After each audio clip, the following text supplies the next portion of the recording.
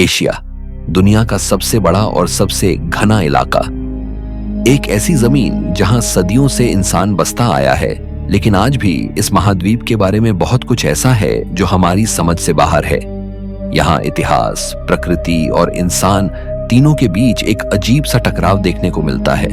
कई बार जो सामने आता है वह न तो पूरी तरह कल्पना लगता है और न ही आसानी से समझ में आने वाली हकीकत। इसी विशाल और रहस्यों से भरी धरती से जुड़ी कुछ ऐसी ही बातें हैं जिन पर आज हम नजर डालने वाले हैं। नंबर 1, जोशान ब्लडी रेड स्काई। मई 2022 की एक शाम चीन के तटीय शहर जोशान के लोगों के लिए सामान्य नहीं थी। दिन ढलते ही शहर के ऊपर फैला आसमान अचानक एक गहरे अस्वाभाविक लाल रंग में बदल गया।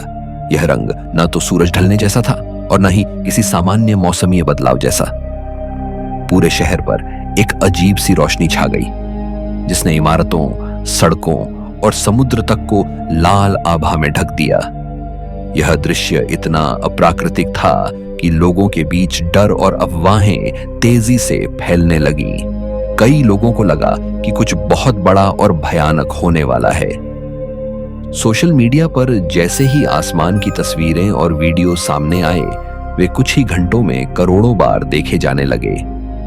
लोग अपने घरों से बाहर निकल आए, दुकानों पर जरूरी सामान खरीदने के लिए भीड़ उमड़ पड़ी और कुछ परिवार तो शहर छोड़ने की तैयारी करने लगे। आसमान का यह रंग किसी फिल्मी दृश्य जैसा लग रहा था, लेकिन यह हकीकत थी और यही बात लोगों को और ज्यादा डरा रही थी। हालांकि इस घटना के दौरान न कोई धमाका हुआ, न जमीन हिली और न ही किसी तरह की प्राकृतिक आपदा दर्ज की गई। धीरे धीरे यह साफ होने लगा कि डर के बावजूद शहर में कोई प्रत्यक्ष नुकसान नहीं हो रहा है। लेकिन सवाल बना रहा, आखिर ऐसा आसमान क्यों दिखा? जब घबराहट कम हुई तब वैज्ञानिकों और मौसम विशेषज्ञों ने इस घटना की जांच शुरू की। उनके लिए भी यह दृश्य सामान्य नहीं था, क्योंकि आसमान का इतना गहरा लाल रंग रोजमर्रा की बात नहीं है। जांच के दौरान मौसम की स्थिति, समुद्र के हालात और आसपास के प्रकाश स्रोतों पर ध्यान दिया गया। कुछ समय बाद विशेषज्ञों ने बताया कि उस दिन जोशान में घना कोहरा छाया हुआ था और समुद्र में मौजूद मछली पकड़ने वाली नौकाओं की तेज लाल रोशनी वातावरण में फैलकर प्रकाश के अपवर्तन के कारण आसमान को लाल दिखा रही थी। हालांकि यह वैज्ञानिक व्याख्या थी, लेकिन जिसने भी उस शाम आसमान की ओर देखा था, उसके लिए वह पल आज भी किसी रहस्य से कम नहीं है। Number 2, Shilin stone forest. चीन के यूनान प्रांत में स्थित शिलिन स्टोन फॉरेस्ट को सदियों से एक असाधारण स्थल माना जाता रहा है। यह स्थान मिंग राजवंश के समय से ही दुनिया का पहला अजूबा कहा जाता है। कुनमिंग शहर से लगभग 120 किलोमीटर दूर फैला यह क्षेत्र करीब 400 वर्ग किलोमीटर में विस्तृत है, जिसमें पत्थरों के जंगल, झीलें, झरने और गुफाएं शामिल हैं। लेकिन इसकी असली पहचान उन ऊंचे ऊंचे पत्थरों से है जो किसी जंगल की तरह जमीन से सीधे आसमान की ओर उठते दिखाई देते हैं। यहाँ खड़े पत्थर साधारण चट्टानों जैसे नहीं लगते। कई पत्थर जानवरों, इंसानों और पौधों जैसी आकृतियों का आभास देते हैं, मानो किसी प्राचीन मूर्तिकार ने इन्हें तराशा हो। कुछ चट्टानें इतनी पतली और नुकीली हैं कि उन्हें देखकर यह विश्वास करना मुश्किल हो जाता है कि ये पूरी तरह प्राकृतिक हैं। कई स्तंभों की ऊंचाई 50 मीटर तक पहुंचती है, जो इस जगह को और भी भव्य बना देती है। भूवैज्ञानिकों के अनुसार यह क्षेत्र कार्स्ट स्थलाकृति का एक अनोखा उदाहरण है। आज से लगभग 27 करोड़ साल पहले पर्मियन काल में यहाँ एक उथला समुद्र हुआ करता था। समय के साथ समुद्र सूख गया और चूना पत्थर की मोटी परतें रह गईं। पानी, हवा और प्राकृतिक क्षरण की प्रक्रिया ने इन परतों को धीरे धीरे काटकर अलग अलग आकार दे दिए और इसी से शिलिन का पत्थर जंगल बना। यह स्थान सिर्फ अपनी बनावट के लिए ही नहीं, बल्कि अपने वैज्ञानिक महत्व के लिए भी जाना जाता है। शिलिन को यूनेस्को विश्व धरोहर स्थल का दर्जा प्राप्त है, क्योंकि यहाँ पत्थरों के जंगलों का विकास, इतिहास बेहद प्राचीन और दुर्लभ माना जाता है। आज भी यह जगह वैज्ञानिकों और पर्यटकों दोनों के लिए समान रूप से आकर्षण और जिज्ञासा का केंद्र बनी हुई है। नंबर 3, होमो लोंगी ड्रैगन मैन। अगस्त 2021 में चीन के वैज्ञानिक समुदाय में उस समय हलचल मच गई जब पैलियोंटोलॉजिस्ट्स ने मानव विकास के इतिहास से जुड़ा एक चौंकाने वाला दावा किया। इस खोज ने यह संकेत दिया कि पृथ्वी पर आधुनिक मानव के अलावा इंसानों की एक और अलग प्रजाति भी मौजूद थी, जो अब तक विज्ञान की नजर से छिपी रही। यह खोज चीन के हार्बिन क्षेत्र से जुड़ी थी, जहां से एक बेहद रहस्यमयी मानव खोपड़ी का अध्ययन किया गया। हैरानी की बात यह है कि यह खोपड़ी कोई नई खुदाई में नहीं मिली थी। इसे वर्ष 1933 में हार्बिन में एक चीनी निर्माण मजदूर ने गलती से खोज लिया था। उस समय राजनीतिक और सामाजिक परिस्थितियों के कारण उस व्यक्ति ने इस खोज को सार्वजनिक नहीं किया और खोपड़ी को एक गहरे कुएं में छिपा दिया। अपनी मृत्यु से पहले उसने इस रहस्य के बारे में अपने पोते को बताया, जिसके बाद यह अवशेष 2018 में वैज्ञानिकों तक पहुंचा। जांच के दौरान पता चला कि यह खोपड़ी लगभग 1,46,000 वर्ष पुरानी है। इसका आकार उस द्वार के अन्य होमिनिड्स की तुलना में काफी बड़ा था और लगभग आधुनिक मानव की खोपड़ी के बराबर था। लेकिन इसके साथ ही इसमें कई आदिम विशेषताएं भी थीं। चौकोर और बड़े नेत्र गहवर, मोटी भौहें, चौड़ा मुंह और असाधारण रूप से बड़े दांत। यह संयोजन इसे न तो निएंडरथल बनाता था और न ही सीधे होमो सेपियंस। गहन विश्लेषण के बाद वैज्ञानिकों ने इस नई मानव प्रजाति को होमो लोंगी नाम दिया, जिसका अर्थ चीनी भाषा में ड्रैगन मैन होता है। आश्चर्यजनक रूप से शोधकर्ताओं का मानना है कि होमो लोंगी आधुनिक मानव का सबसे निकटतम रिश्तेदार हो सकता है। यह खोज मानव विकास की पूरी समय रेखा को नए सिरे से सोचने पर मजबूर करती है और यह साबित करती है कि हमारा अतीत आज भी कई अनसुलझे रहस्यों से भरा हुआ है। नंबर 4, लागो वर्मेलो रेड लेक, बगदाद। साल 2007 में इंटरनेट पर उस समय अफरा तफरी मच गई जब लोगों ने गूगल मैप्स पर इराक की राजधानी बगदाद के पास स्थित एक झील को असामान्य रूप से गहरे लाल रंग में देखा। यह झील, जिसे स्थानीय रूप से लागो वर्मेलो कहा गया, दूर से देखने पर किसी खून से भरे जलाशय जैसी प्रतीत हो रही थी। तस्वीरें सामने आते ही लोगों के बीच अटकलों और आशंकाओं का दौर शुरू हो गया। कुछ लोगों ने दावा किया कि यह रंग आसपास चल रही सफाई गतिविधियों के दौरान इस्तेमाल किए गए रासायनिक पदार्थों के कारण आया है। वहीं कुछ उपयोगकर्ताओं का मानना था कि झील का रंग बदलने के पीछे जल में पनपने वाले विशेष बैक्टीरिया या शैवाल जिम्मेदार हो सकते हैं। उदाहरण के तौर पर लोगों ने बोलीविया की एक झील का हवाला दिया, जहां खास किस्म के शैवाल और खनिजों की वजह से पानी लाल दिखाई देता है। लेकिन सबसे ज्यादा चर्चा में रही एक और धारणा।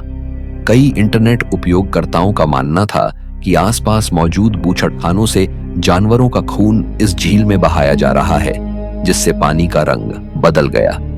यह विचार जितना सनसनीखेज था, उतना ही विवादित भी।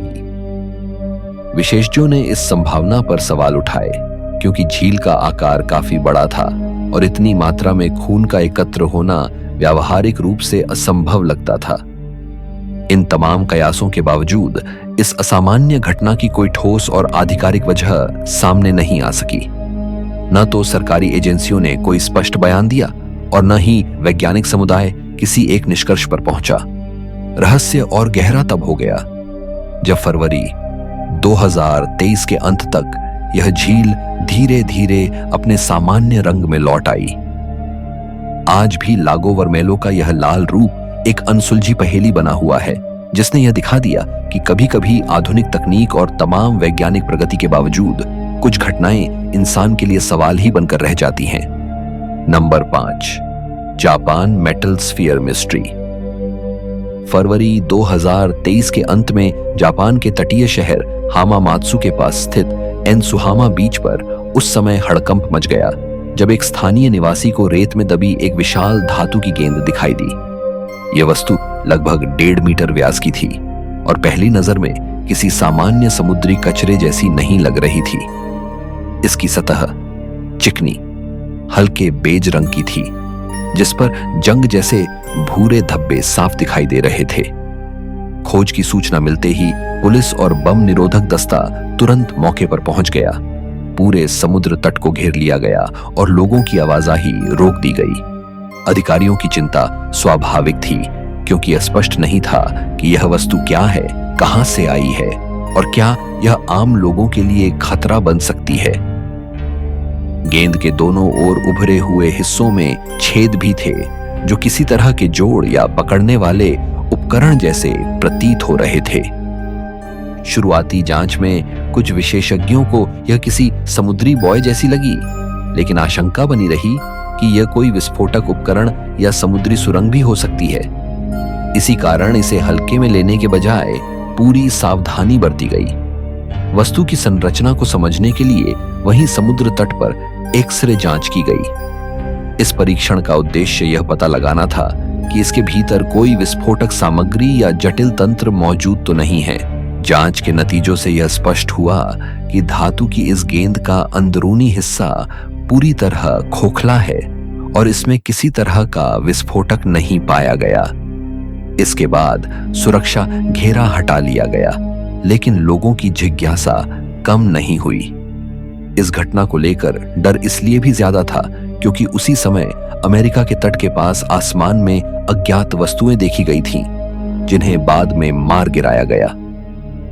इसी पृष्ठभूमि में हामामात्सु की यह रहस्यमयी धातु गेंद आज भी लोगों के मन में सवाल छोड़ गई कि समुद्र आखिर अपने भीतर से क्या क्या बाहर ला सकता है। Number 6, Ronnie the world's smallest cow.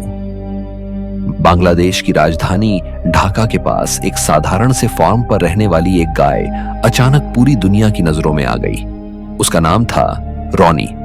पहली नजर में रॉनी किसी खिलौने जैसी लगती थी, क्योंकि सिर्फ 2 साल की उम्र में उसकी ऊंचाई महज 51 सेंटीमीटर थी और वजन केवल 28 किलो। इतनी छोटी गाय के अस्तित्व पर लोगों को यकीन ही नहीं हो रहा था। रॉनी को देखने के लिए रोज ढाका से सैकड़ों लोग और पर्यटक फार्म पर पहुंचने लगे। भीड़ इतनी बढ़ गई कि उसके मालिक हसन हौलादार को लोगों की आवाजाही सीमित करनी पड़ी, क्योंकि ज्यादा शोर और इंसानों की मौजूदगी से रॉनी घबरा जाती थी। वह दूसरी गायों से भी डरती थी और ज्यादातर समय अकेले रहना पसंद करती थी। यही अकेलापन उसके स्वभाव का हिस्सा बन चुका था। शुरुआत में हसन को उम्मीद थी कि समय के साथ रॉनी सामान्य आकार की हो जाएगी, लेकिन जैसे जैसे महीने बीतते गए यह साफ हो गया कि उसकी बढ़त लगभग रुक चुकी है। तब हसन ने उसे गिनीज वर्ल्ड रिकॉर्ड्स में दर्ज कराने का फैसला किया। जांच और सत्यापन के बाद रॉनी को दुनिया की सबसे छोटी गाय माना गया। हालांकि यह रिकॉर्ड उसे मरणोपरांत मिला। दुर्भाग्य से रिकॉर्ड दर्ज होने के कुछ ही महीनों बाद रॉनी बीमार पड़ गई और उसकी मौत हो गई। इससे पहले यह रिकॉर्ड भारत की मणिक्यम नाम की गाय के पास था, जिसकी ऊंचाई 61.5 सेंटीमीटर थी। रॉनी उससे भी काफी छोटी थी, जिसने इस रिकॉर्ड को और भी असाधारण बना दिया। विशेषज्ञों के अनुसार रॉनी एक छोटी नस्ल की गाय थी और उसे एक दुर्लभ आनुवंशिक बीमारी भी थी, जिसके कारण उसका विकास सीमित रह गया। हालांकि उसके मालिक का कहना था कि इन सब के बावजूद वह सामान्य रूप से स्वस्थ थी। रॉनी की कहानी यह दिखाती है कि कभी-कभी प्रकृति ऐसे अनोखे चमत्कार रच देती है जो विज्ञान और इंसान दोनों को चुप करा देते हैं। Number 7, Palestine Byzantine mosaic discovery. साल 2022 में फिलिस्तीन के एक साधारण किसान के लिए जिंदगी उस समय अचानक बदल गई जब उसकी जमीन ने अपने भीतर छुपा एक असाधारण राज उजागर कर दिया। गजा पट्टी में रहने वाले किसान सलमान अल नवाहीन अपनी जमीन पर जैतून के पेड़ लगा रहे थे, लेकिन उन्हें यह समझ नहीं आ रहा था कि पेड़ ठीक से पनप क्यों नहीं रहे हैं। इसी उलझन में उन्होंने अपने बेटे के साथ जमीन को थोड़ा और गहराई तक खोदने का फैसला किया। खुदाई के दौरान उनकी कुदाल किसी कठोर सतह से टकराई। जब मिट्टी हटाई गई तो नीचे से रंगीन पत्थरों से बना एक बेहद सुंदर और अच्छी तरह संरक्षित मोज़ेक सामने आया। इस मोज़ेक पर पक्षियों और जानवरों की आकृतियां उकेरी गई थीं, जिनके रंग और बनावट देखकर यह विश्वास करना मुश्किल था कि यह सैकड़ों साल पुराना हो सकता है। सलमान को शुरू में इस खोज की ऐतिहासिक अहमियत का अंदाजा नहीं था, लेकिन जल्द ही विशेषज्ञों को बुलाया गया। फिलिस्तीनी अबेरी पर्यटन और पुरातत्व मंत्रालय को सूचना दी गई, जिसके प्रतिनिधियों ने तुरंत स्थल का निरीक्षण किया और आगे की खुदाई रोकने का आदेश दिया। उनका मानना था कि यह मोज़ेक बाइजेंटाइन साम्राज्य के द्वार का हो सकता है। शुरुआती आकलन के अनुसार यह कलाकृति लगभग 4वीं शताब्दी ईस्वी की मानी जा रही है। मोज़ेक की हालत असाधारण रूप से अच्छी थी, जो यह संकेत देती है कि यह किसी महत्वपूर्ण इमारत या धार्मिक स्थल का हिस्सा रहा होगा। विशेषज्ञों का कहना है कि इस तरह के मोज़ेक न सिर्फ कलात्मक दृष्टि से मूल्यवान होते हैं, बल्कि वे उस दौर की संस्कृति, आस्था और दैनिक जीवन की झलक भी देते हैं। आज भी इस खोज पर शोध जारी है। अगर इसकी तिथि और उत्पत्ति की पुष्टि हो जाती है, तो यह फिलिस्तीन में हाल के वर्षों की सबसे महत्वपूर्ण पुरातात्विक खोजों में से एक मानी जाएगी। एक साधारण किसान द्वारा यूं ही की गई खुदाई ने यह दिखा दिया कि इतिहास कभी-कभी बिल्कुल हमारे पैरों के नीचे छिपा होता है, बस उसे सामने आने का मौका चाहिए। Number 8, Shimao ancient city, China. चीन के शानक्सी प्रांत में स्थित प्राचीन नगर शिमाओ का नाम आज दुनिया की सबसे रहस्यमयी पुरातात्विक खोजों में गिना जाता है। हालांकि इस शहर के अवशेषों की पहचान पहली बार 1976 में हो गई थी, लेकिन असली और गहन खुदाई का काम 2011 के बाद ही शुरू हो पाया। जैसे जैसे जमीन की परतें हटती गईं, वैसे वैसे एक ऐसे विशाल नगर की तस्वीर सामने आई जिसने चीनी सभ्यता के शुरुआती इतिहास को लेकर वैज्ञानिकों की सोच ही बदल दी। शिमाओ लगभग 400 हेक्टेयर क्षेत्र में फैला हुआ था और इसे 2 मजबूत पत्थर की दीवारों से घेरा गया था।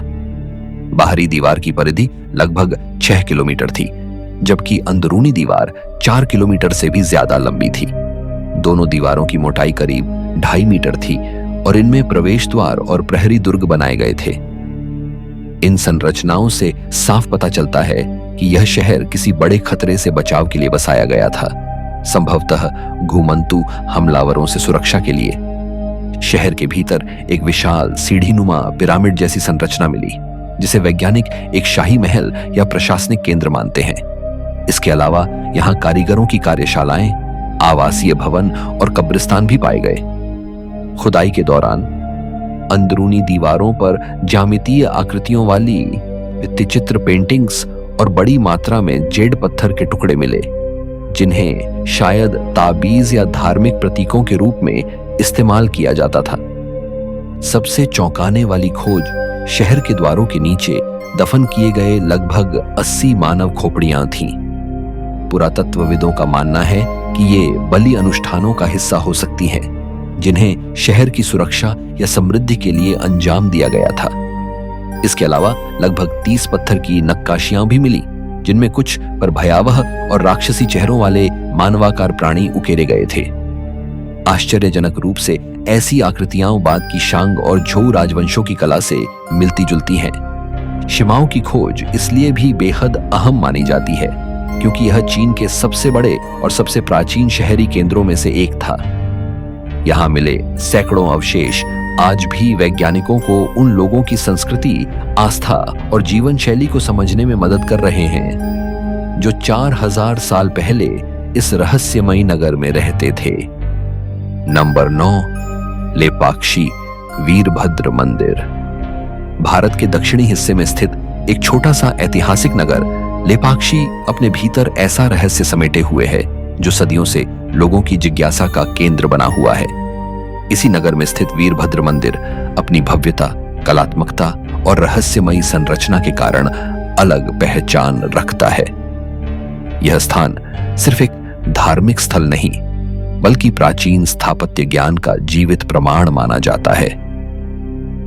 स्थानीय किंवदंतियों के अनुसार इसी स्थान से जुड़ी एक कथा रामायण काल तक जाती है।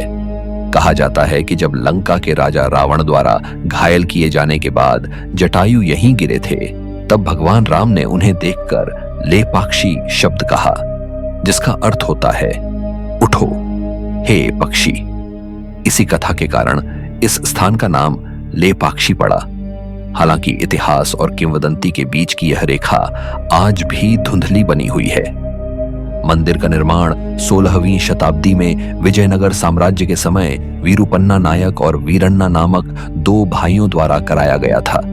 इसकी वास्तुकला पूरी तरह विजयनगर शैली की है, जहां दीवारों, स्तंभों और छतों पर की गई नक्काशी हर दिशा से ध्यान खींचती है।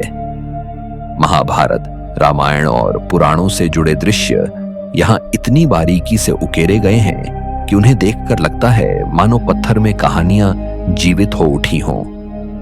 मंदिर की छत पर बना विशाल भित्तिचित्र भारत के सबसे बड़े फ्रेस्को चित्रों में गिना जाता है। इसके अलावा परिसर में भगवान शिव के वाहन नंदी की एक विशाल एकाश्म प्रतिमा स्थित है, जो एक ही पत्थर से तराशी गई है। लेकिन सबसे अधिक चर्चा उस स्तंभ की होती है जो जमीन को पूरी तरह नहीं छूता और नीचे से हवा में लटका हुआ प्रतीत होता है। यह आज भी स्पष्ट नहीं है कि इतनी भारी संरचना सदियों से कैसे संतुलन बनाए हुए है। लेपाक्षी का वीरभद्र मंदिर आज भी यह सवाल छोड़ जाता है कि क्या प्राचीन स्थापत्य ज्ञान हमारी समझ से कहीं आगे था। Number 10, Tarim mummies mystery. 20वीं शताब्दी की सबसे चौंकाने वाली पुरातात्विक खोजों में से एक चीन के उत्तर पश्चिमी क्षेत्र तारिम बेसिन में सामने आई, जिसने एशिया में मानव बसावट को लेकर बनी पारंपरिक धारणाओं को हिलाकर रख दिया। वर्ष 1978 में चीनी पुरातत्वविद वांग बिंगहुआ ने यहां खुदाई के दौरान एक दफन स्थल खोजा, जहां 113 मानव शव असाधारण रूप से संरक्षित अवस्था में पाए गए।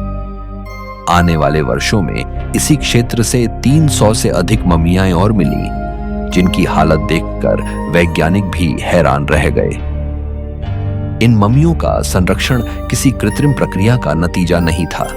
शुष्क रेगिस्तानी जलवायु, नमकयुक्त मिट्टी और प्राकृतिक परिस्थितियों ने इन्हें हजारों वर्षों तक सुरक्षित रखा था। राजनीतिक कारणों से इन अवशेषों का वैज्ञानिक अध्ययन देर से शुरू हुआ और 1993 के बाद डीएनए विश्लेषण संभव हो सका। परिणाम चौंकाने वाले थे। ममियां अलग अलग कालखंडों की थीं, कुछ 18वीं शताब्दी ईसा पूर्व की तो कुछ दूसरी शताब्दी ईसवी की। सबसे प्रसिद्ध मम्मी को लूलान की सुंदरी कहा गया। यह मम्मी लगभग 4800 वर्ष पुरानी एक महिला की थी, जिसकी लंबाई लगभग 180 सेंटीमीटर थी। उसके चेहरे की बनावट, ऊंची नाक और हल्के बाल किसी पूर्वी एशियाई व्यक्ति जैसे नहीं लगते थे। वह ऊनी कपड़ों में लिपटी हुई थी और उसके पास चमड़े के जूते, कंघी और गेहूं से भरी टोकरी रखी हुई थी। आनुवंशिक अध्ययनों से पता चला कि तारिम मम्मियों में यूरोपीय और साइबेरियाई वंश के तत्व मौजूद थे। प्रसिद्ध शोधकर्ता एलिजाबेथ बार्बर ने यह परिकल्पना दी कि ये लोग प्राचीन काल में पूर्वी यूरोप और काला सागर क्षेत्र से प्रवास करके मध्य एशिया पहुंचे थे। तारिम मम्मियों की खोज ने यह साबित कर दिया कि प्राचीन दुनिया उतनी अलग थलग नहीं थी जितना पहले माना जाता था।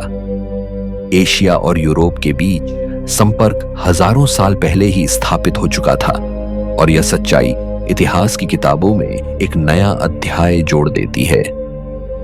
Number 11, Denisovan tooth, Laos. दक्षिण पूर्व एशिया के मानव इतिहास से जुड़ा एक अहम सवाल लंबे समय तक अनुत्तरित रहा था।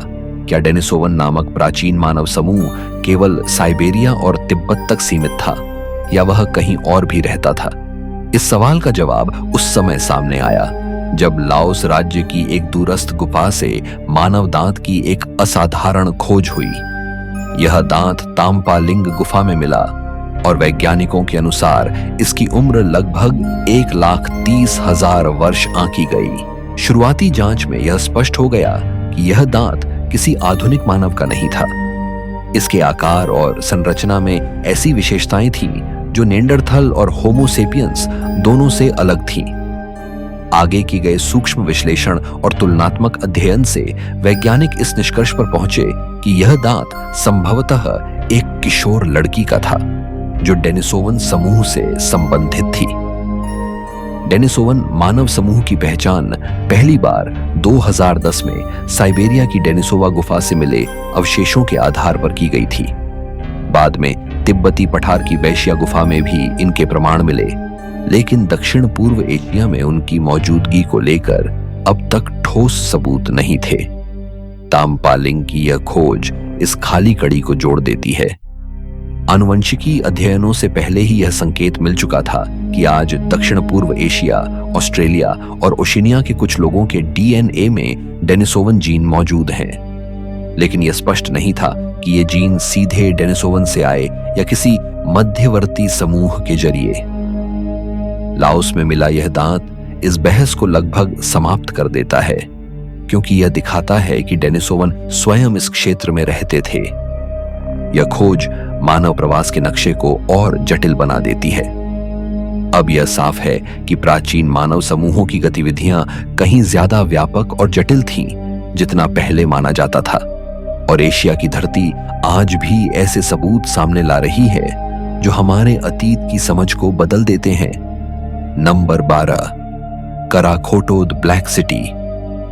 मंगोलिया के विशाल और वीरान गोबी मरुस्थल में रेत के नीचे दबी एक प्राचीन नगरी ने इतिहासकारों और पुरातत्वविदों को लंबे समय तक चकित करके रखा है। इस रहस्यमयी शहर को कराखोटो ब्लैक सिटी या एजना कहा जाता है।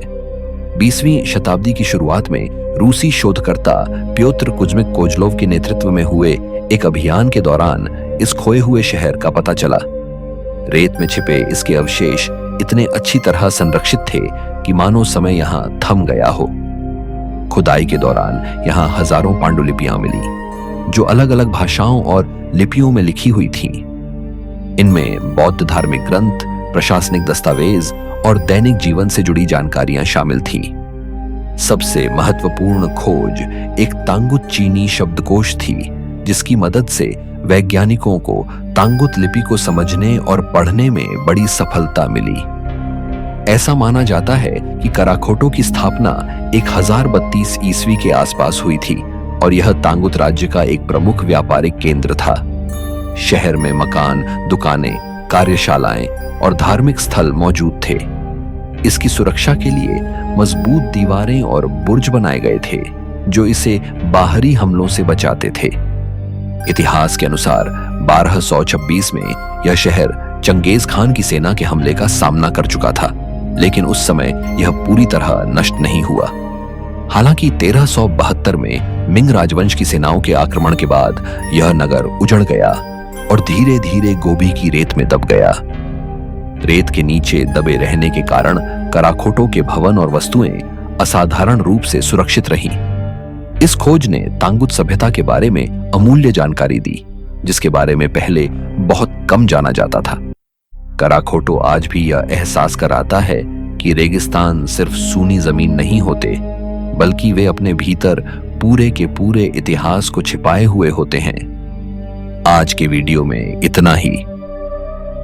अगर आपको एशिया की ये रहस्यमयी और चौंकाने वाली खोजें रोचक लगी हों, तो चैनल को सब्सक्राइब करें और नोटिफिकेशन के लिए बेल आइकन जरूर दबाइए।